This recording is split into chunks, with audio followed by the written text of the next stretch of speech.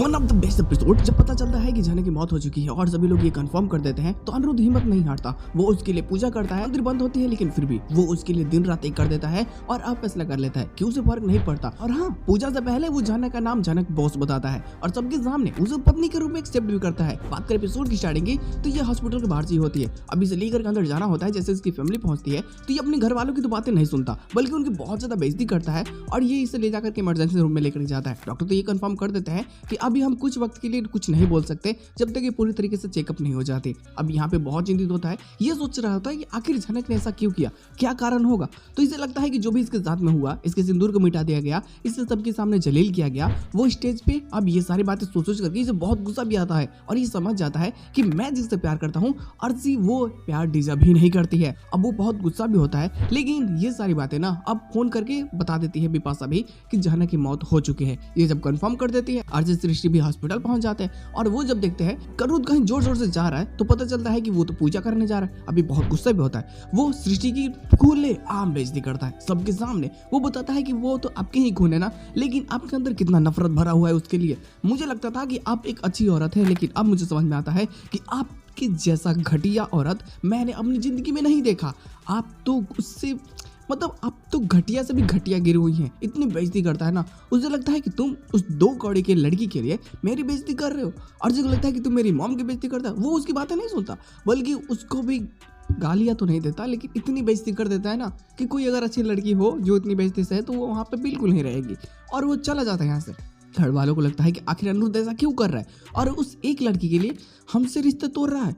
ये बहुत ही गलत है। हालांकि यहाँ पे छोटन भी बोल देता है कि जिस दिन मुझे पता चला कि उसे कुछ दिया गया था और उसे देने वाला हमारे ही घर से था कोई, तो मैं उसे छोड़ूंगा नहीं। ये लोग फैसला कर लेते हैं कि चाहे कुछ भी हो जाए, अगर जनक सही भी होती है तो हम उसे मार देंगे। ये आखिरी हमारी लड़ाई होगी और इसके साथ में एपिसोड ये एंडिंग कर दी जाती है। लेकिन सारा फोकस तो इसके पोस्ट क्रेडिट पे होता है। जब ये मंदिर जाते हैं तो मंदिर तो बंद होती है। पता चलता है कि अब कुछ भी अगर करना है तो खुद से ही करना होगा। अनिरुद्ध नदी से कुछ मिट्टी निकालता है, हो सकता है नदी से निकाले या फिर आसपास से जुगाड़ करे और उसकी शिवलिंग बनाता है और ये एक पंडित जी की जुगाड़ करके बाहर ही पूजा करने बैठ जाता है। ये पूरे होशो हवास में सारी पूजा को सारे विधियों को कर रहा होता है और जब पूछा जाता है कि नाम क्या है तो ये बोल रहा होता है जानक रैना, लेकिन नहीं बोलता। वो बोलता है कि उसका नाम जानक बोस है, वो मेरी पत्नी है।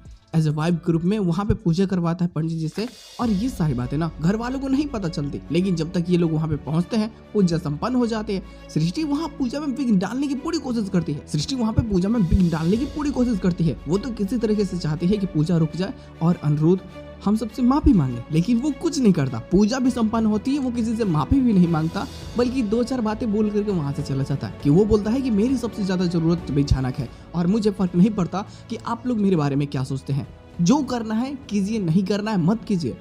और वो इतना गुस्सा, मजा आता है देख करके क्योंकि हमें भी तो जरूरत थी ना कि भाई ये थोड़ा इसका कैरेक्टर स्ट्रॉन्ग हो। ये बहुत ही ज्यादा वीक था, खुद के फैसले तक खुद से नहीं लेता था। तो बच्चा अब थोड़ा सा स्ट्रॉन्ग बन चुका है तो अच्छा तो लगेगा ही, मजा भी आता है देख करके।